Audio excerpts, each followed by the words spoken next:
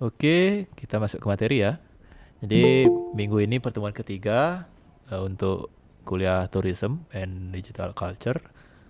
Nah, jadi hari ini kita akan ngomongin perkembangan pariwisata nasional. Jadi materi-materi kuliah itu materi-materi kuliah kita tuh bisa dibilang asik ya, asik, santai, ndak jelimet, ndak ngoding-ngoding juga ndak ada aplikasi khusus juga ndak. Jadi santai sih kuliahnya.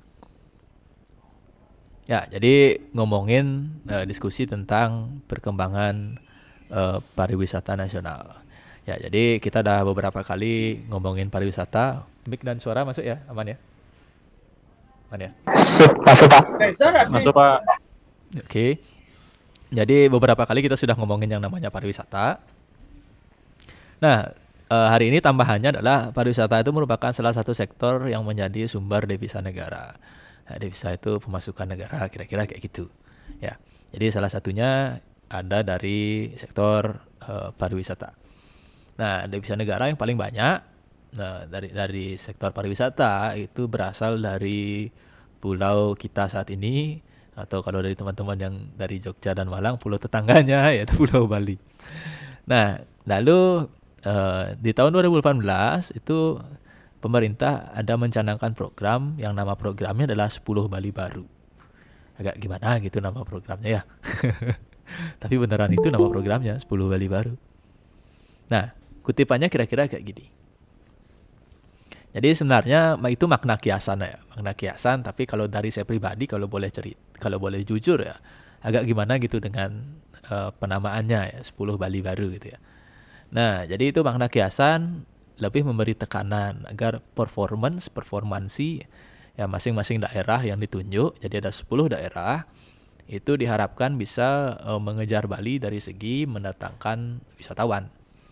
Nah, jadi sudah ada kesepakatan sebelumnya antara pemerintah dan Kementerian Pariwisata dari tahun 2016 sebenarnya sudah dibicarakan.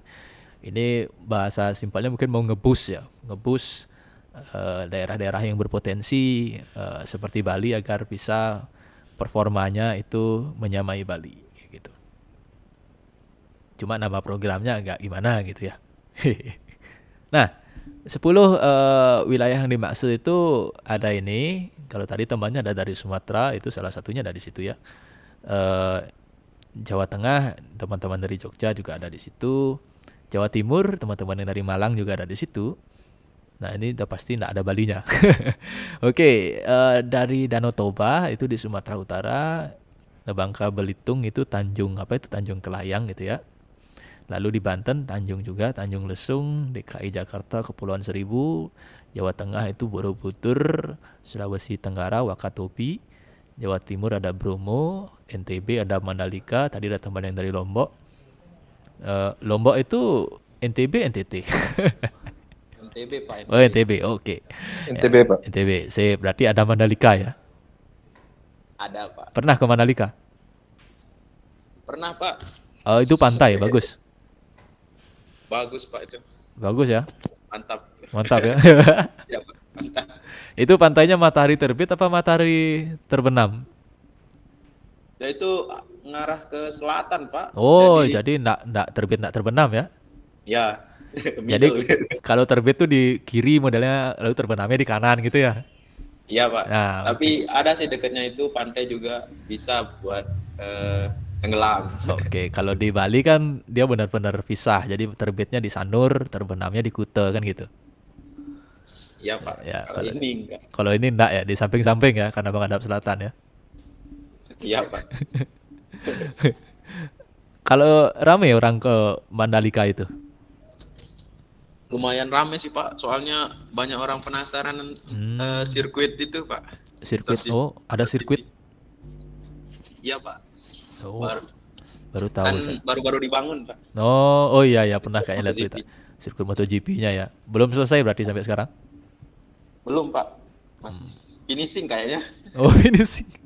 Iya. Oke deh.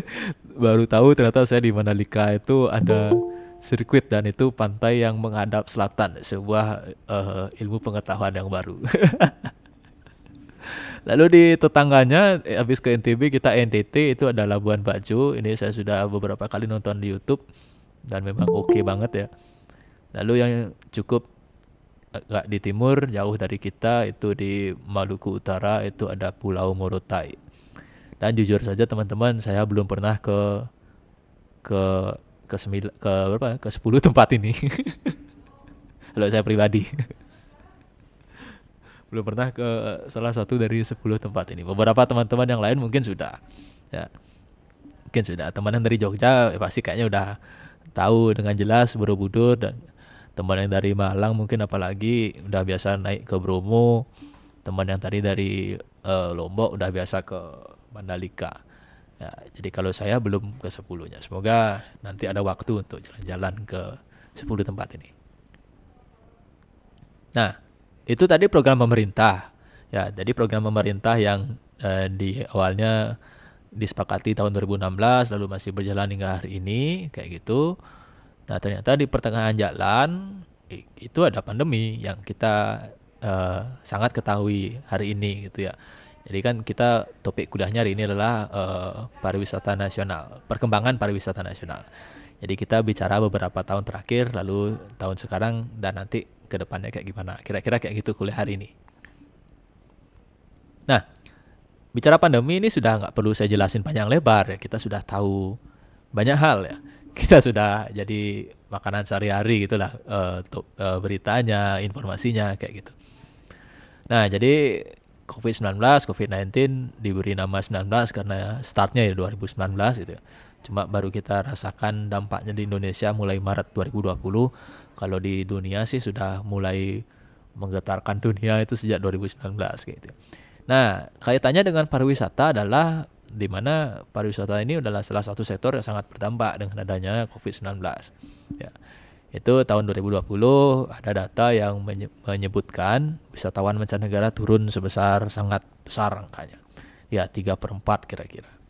Jadi kalau biasanya yang datang 100 orang, 75 orang nggak datang lagi. Kayak gitu. Itu tahun 2020. Ini ringkasan singkat aja ya.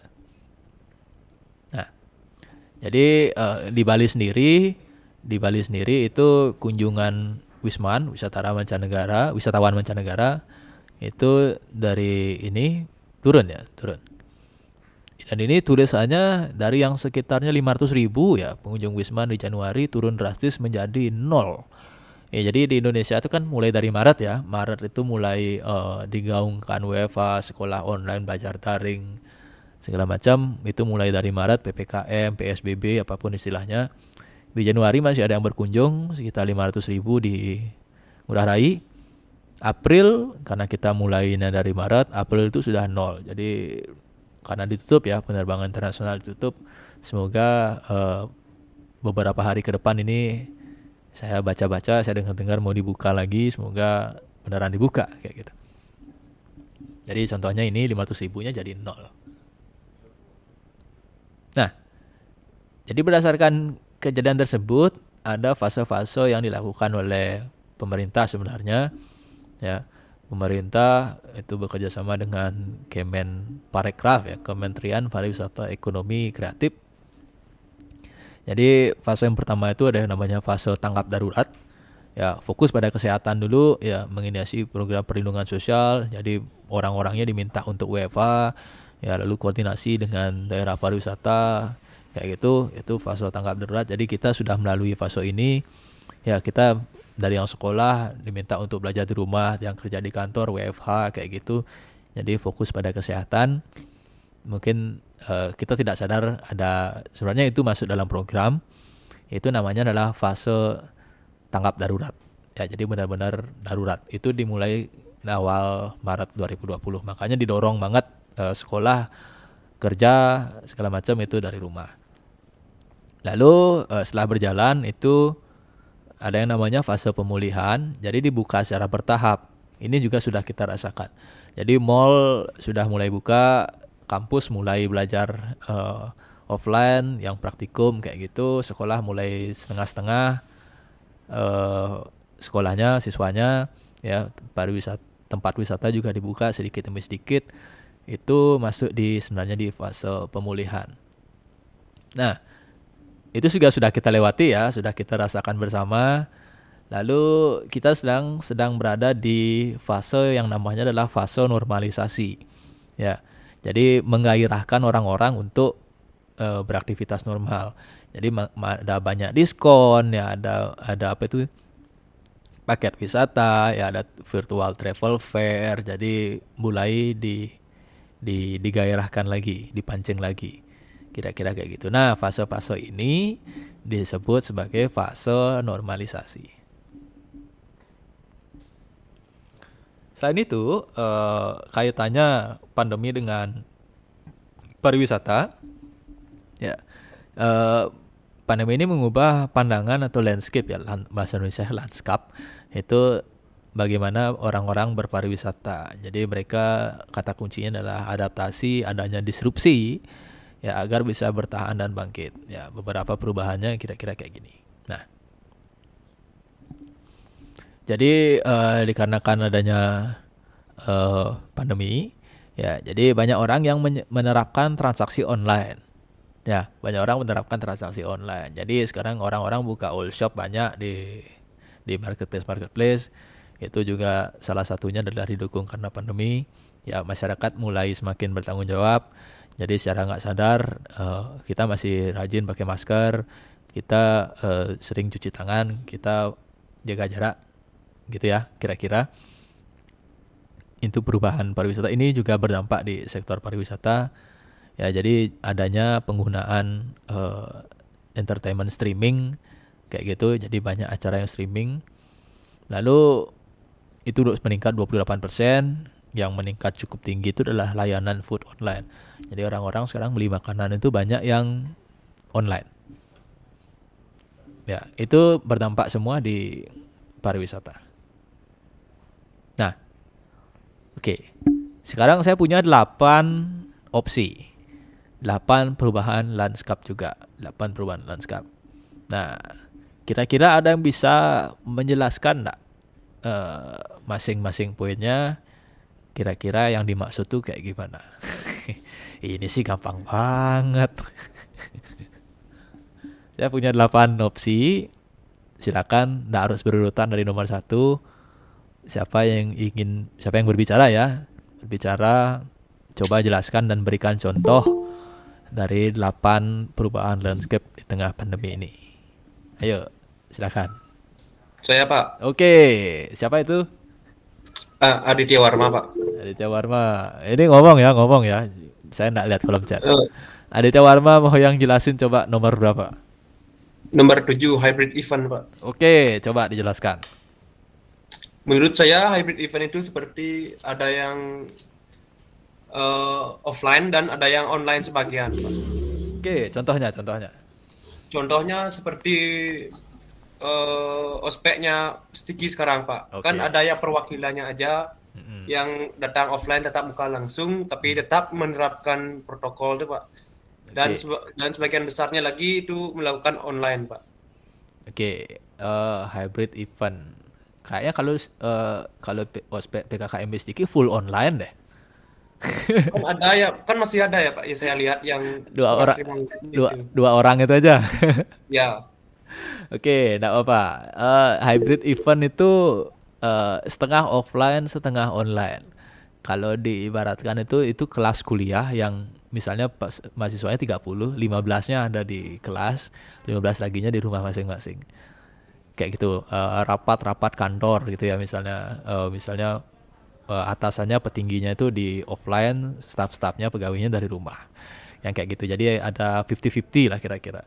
Jadi 50-50. Itu kalau hybrid event kira-kira. Tapi enggak apa-apa. Ya, wisuda termasuk wisuda. Ya, wisuda itu kan dosennya, penarinya, segala macam itu di panggung yang sama. Wisudawannya dari rumah. Itu juga contohnya hybrid event. Gus, catat Gus ya. Siapa? Oke, udah. Oke ya, nomor 7 udah. Saya bisa coret nggak ini? Ntar. Wah, banyak yang ngechat. Ntar, saya mau presenter view. Presenter with speaker notes. Sorry. Wah, nggak bisa ya. Saya mau balik dulu ya. Bentar. Nah, Bentar, saya mau ngeluarin coretan. Turn on lesson center.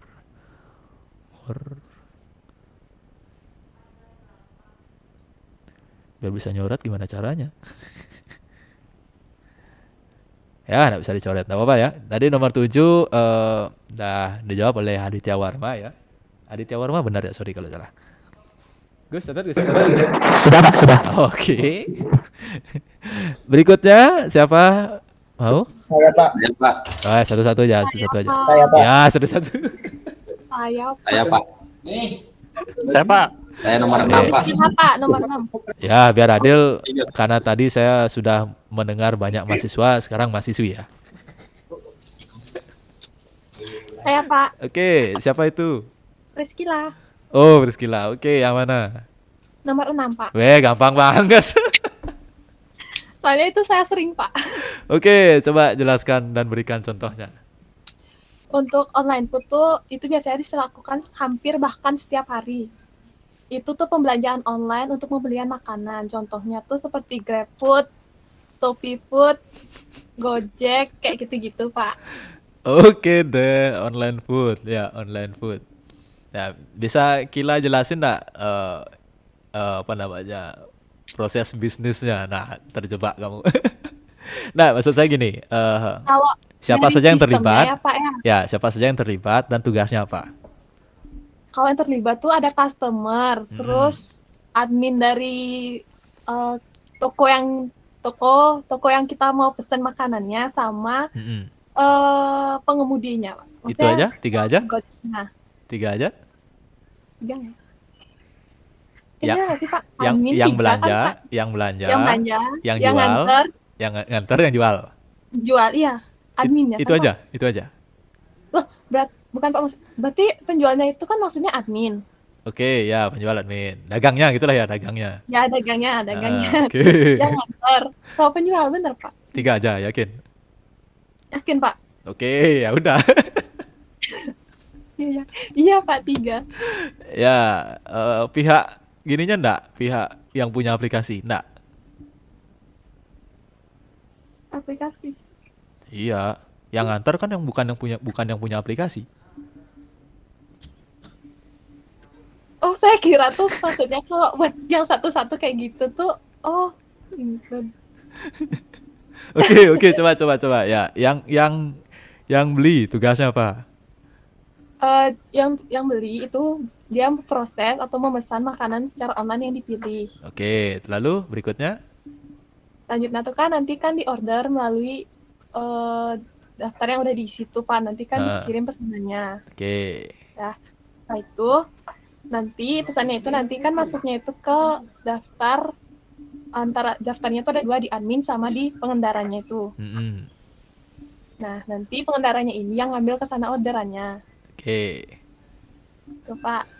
Lalu apa yang Setelah terjadi? nyampe, kan harus nunggu dulu, Pak, prosesnya. Kalau udah selesai, baru aja nanti dinotifikasi di salah satu aplikasi, mungkin di GrabFood misalnya, mesennya. Mm-mm. Nanti kalau pesannya sudah selesai atau mau diantar, biasanya keluar notifikasinya. Oke. Ya, lanjut terus sampai kamu yang makan. Setelah itu, nanti di aplikasinya itu kelihatan dari rute pengantarnya itu mau ke rumah biasanya, Pak. Kan itu rutenya. Nah, Nah, itu baru sampainya itu biasanya tuh nanti ditelepon sama GrabFood-nya, Pak. oh gitu. Oke. Nah, itu nanti melakukan transaksi bayar. Oke. Udah deh, Pak, gitu aja. Udah gitu aja. Ya. Ada yang belum kamu sebut? Oh, ini penilaian, Pak. Nah, ya ratingnya belum. Ratingnya 5 lah, Pak. Oh, ratingnya 5. Kan saya baik, Pak. Kasihan nanti kalau misalnya Oh. dikasih kurang gitu. Oke, ya kita baru saja mendengarkan pemaparan bagaimana tutorial beli makanan online. Pak, saya mau nanya, berarti yang aplikasi itu juga include gitu, Pak? Apanya? Itu gimana tuh, Pak? Ya kalau dilihatnya, kalau yang ditanya adalah proses bisnis, maka proses bisnis itu kan bicara entitas ya. Jadi nggak cuma orang aja, jadi termasuk ke pengelola aplikasinya juga kayak gitu. Tapi kalau ditanya orangnya saja ada tugasnya apa, ya 3 orang. Oh, Tergantung sekarang yang pertanyaannya kayak gimana. Gitu sih. ya, Pak. Ya.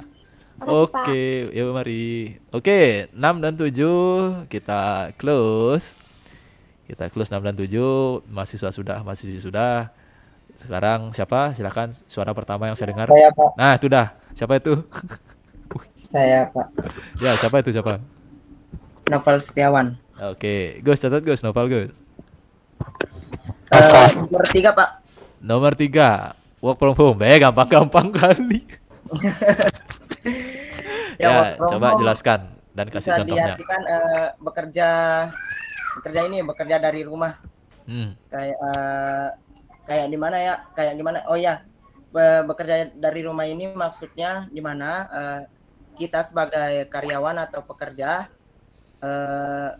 digantikan, misal karyawan yang sebelumnya melakukan pekerjaan di sebuah perusahaan, namun karena sekarang pandemi, sekarang digantikan dengan alat komunikasi, namun pada waktu yang sudah ditetapkan oleh perusahaan tersebut, Pak. Misal, ya itu, Pak. Sip. Terima kasih. Ya, ini udah clear banget ya. Contohnya. Seperti programmer bisa atau ya, kamu enggak WFH? Desain. Kenapa, Pak? Kalau kamu sendiri tidak WFH? Enggak, Pak. Oh, enggak. Oke. Ya, jadi WFH sudah jelas banget, hybrid event sudah jelas banget, online food juga sudah jelas banget. Ini yang gampang-gampang diborong semua ini. Ya, kita lanjut. Masih ada 5 opsi yang bisa dicoba. Siapa yang bersedia? Saya, Pak. Oke, siapa itu namanya? Saya Yuda Kusdeviano, Pak. Oke, Gus catat Gus ya. Siap, Pak. Nah, oke, mau coba jelaskan yang mana? Saya mau coba jelaskan yang staycation, Pak. Staycation, oke, coba jelasin dan berikan contohnya. Kalau menurut saya, staycation itu kayak apa namanya, pola libur relaksasi ya. Dia berlibur kayak tujuannya untuk berrelaksasi itu, kayak me time gitu, Pak. Wih, me time, asik. Contohnya kayak ke taman kota atau ke pantai dekat rumah begitu. Oke. Kurang lebih seperti itu, Pak. Ya, oke. Kamu pernah staycation? Pernah. Ya. Oke. Kurang lebih seperti itu, Pak. Ya, staycation ini tren baru karena orang pergi pariwisata tapi dia nggak boleh kemana-mana. Seni ya. Jadi pergi ke mana misalnya, orang dari luar Bali pergi ke Bali tapi sampai Bali dia nggak boleh kemana-mana. Dan ini menciptakan tren baru yang namanya staycation. Asal katanya 2 ya, stay dan vacation. Kalau vacation itu kan jalan-jalan. Nah, tapi ini jalan-jalannya ya diam. Dia sudah jalan-jalan, sudah sampai di satu tempat, dia sudah sampai di Bali, tapi sampai di Bali dia tidak kemana-mana. Ya, jadi tren ini muncul di tengah pandemi. Ya, tren pariwisata yang muncul di tengah pandemi. Jadi banyak tuh orang-orang zaman sekarang dia ke Bali, ke Balinya misalnya stay di villa, misalnya di mana, di Ubud, di Uluwatu, sampai di situ ya dia diam aja. Ya, dia menikmati fasilitas yang ditawarkan oleh villa, ada kolam renang segala macam. Kayak itu, villanya misalnya sebelah pantai ya bisa langsung dia ke pantainya.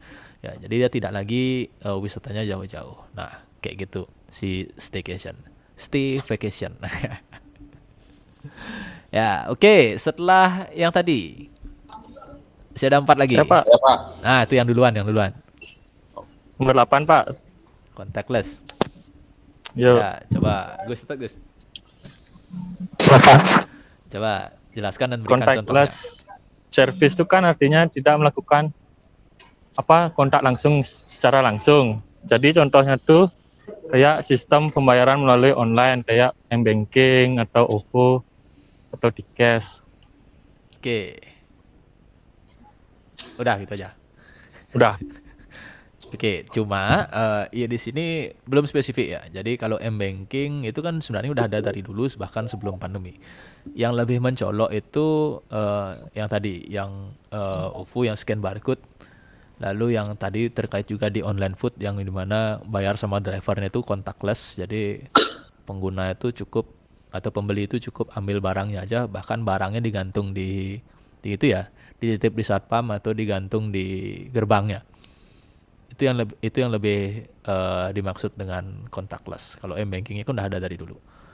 Kayak itu. Jadi bayarnya itu tidak lagi orangnya salaman, tidak lagi ada sentuhan untuk melakukan transaksi.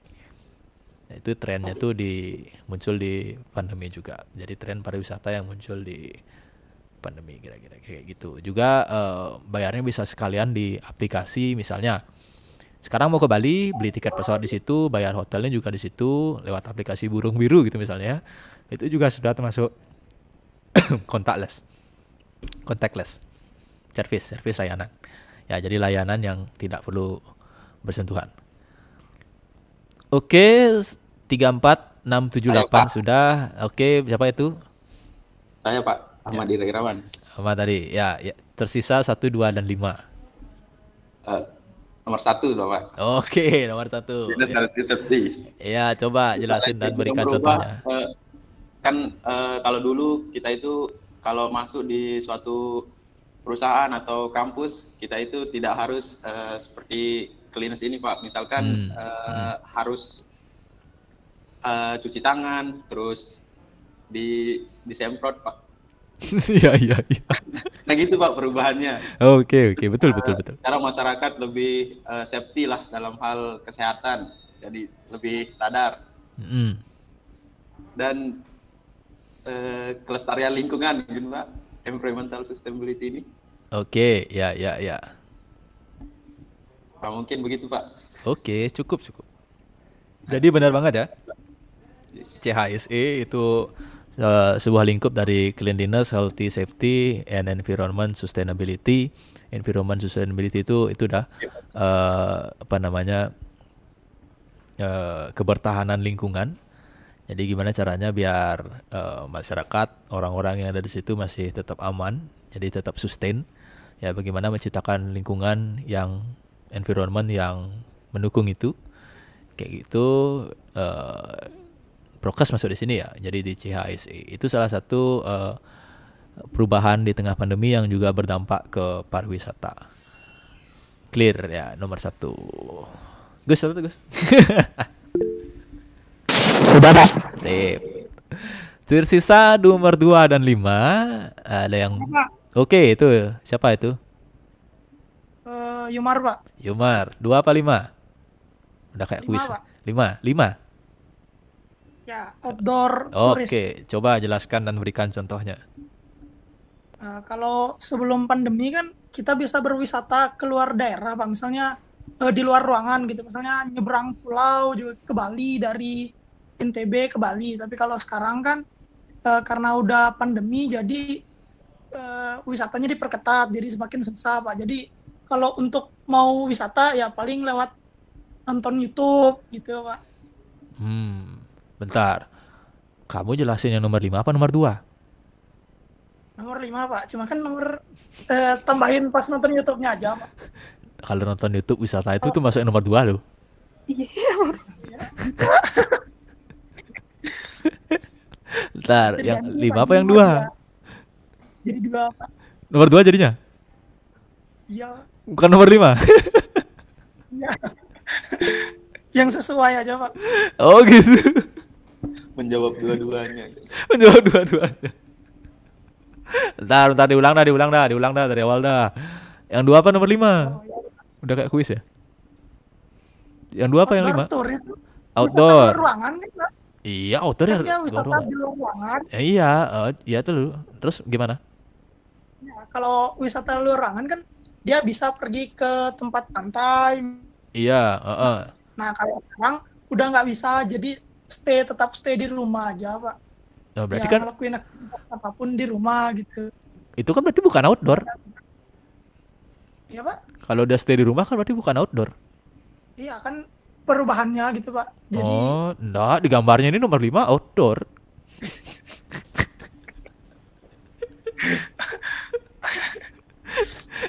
Ini gimana? Di halaman rumah gitu Pak. Mana ada orang wisata di halaman rumah, itu nyapu namanya. Wisata kok di halaman rumah. Gimana?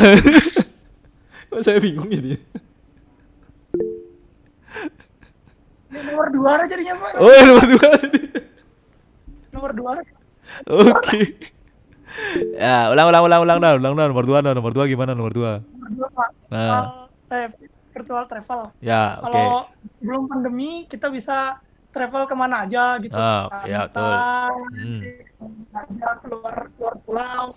Tapi kalau sekarang kan sudah tidak bisa, jadi melalui ya media, sosial media, nonton YouTube misalnya. Oke. Atau TikTok, gitu kan Pak. Oke, nah itu masuk nomor 2. Pak, saya mau nambahin yang nomor 2, boleh nggak? Boleh banget. Siapa itu? Rizky lah. Oke, Kila lagi. Gimana kalau nomor 2? Untuk virtual travel tuh sebenarnya ada beberapa aplikasi yang bisa dipakai, Pak. Seperti Google Earth, Indonesia Virtual Tour, itu sebenarnya udah ada dipakai. Cuma masih jarang gitu loh, Pak. Oke. Ada beberapa yang memakai. Itu kita bisa ngelihat kayak kita langsung gitu loh ke sana, tapi itu secara virtual. Oke. Contohnya kayak 2 dimensi, Pak. Sip. Ya. Gimana Yumar, sudah ditambahin tuh sama Kila? Terima kasih Kila. Abis ini jangan tukaran nomor WhatsApp habis ini ya.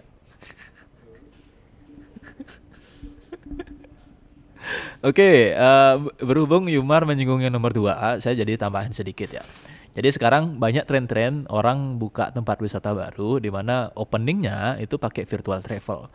Jadi dia soft opening limited misalnya 20 orang gitu ya untuk buka kafe gitu misalnya.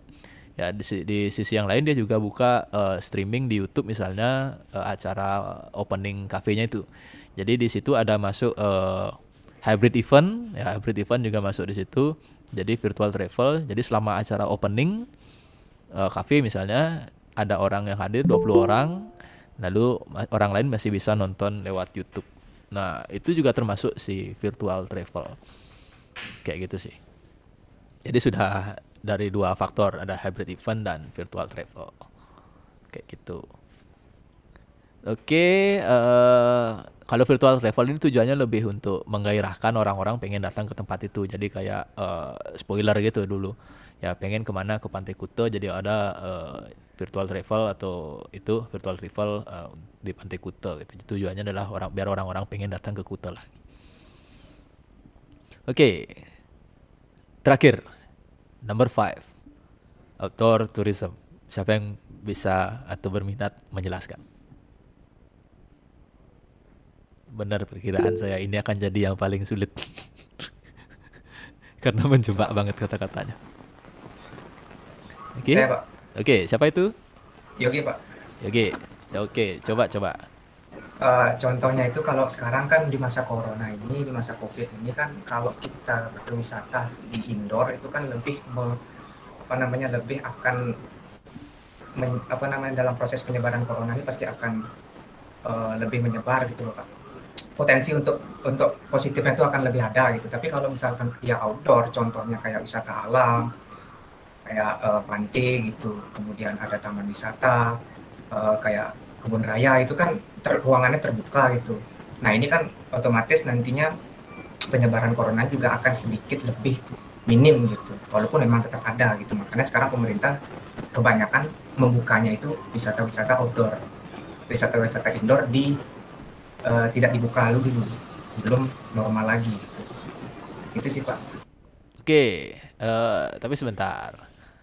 Itu jawabannya dapat mencari di internet, ada sumbernya, atau berdasarkan pemahaman sendiri?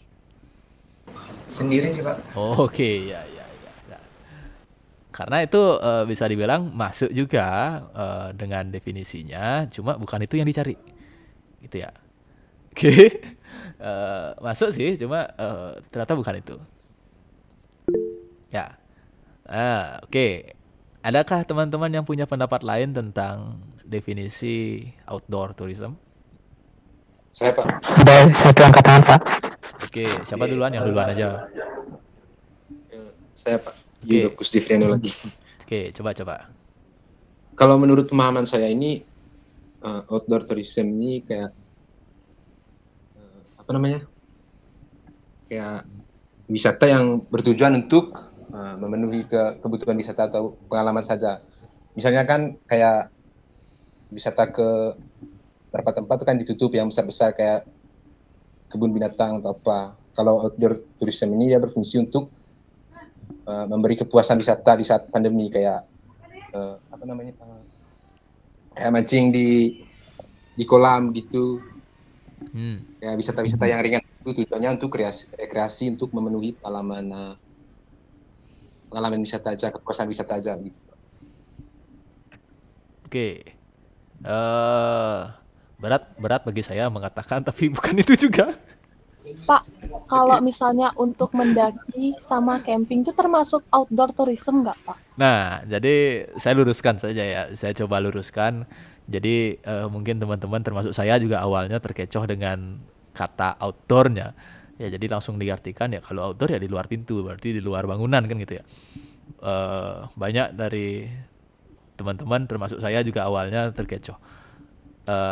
Maksud sebenarnya outdoor tourism ini adalah yang kita lihat hari ini.